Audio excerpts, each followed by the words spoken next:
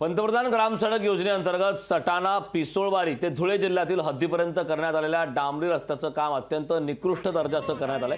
रस्ता दुरुस्ती करण्याची मागणी 5 वर्षांपासून ग्रामस्थ करत आहेत। मात्र रस्त्याचं काम इतके खराब करण्यात आले आहे की हाताने तो उकरला जात आहे।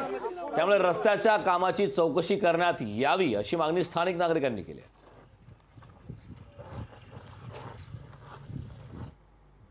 ग्राम सडक योजनेतून हा रस्ता मंजूर आहे।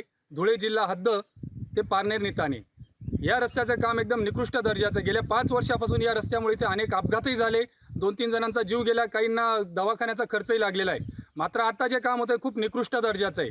तरी संबंधित अधिकाऱ्यांनी त्वरित या रस्त्यावर चौकशी करून आहे ते काम थांबवून चांगल्या पद्धतीने चांगल्या उत्कृष्ट गतीचं काम करावं अशी आमची गावकऱ्यांची विनंती आहे। लोकशाही मराठी ऐका, पहा, जागरूक रहा।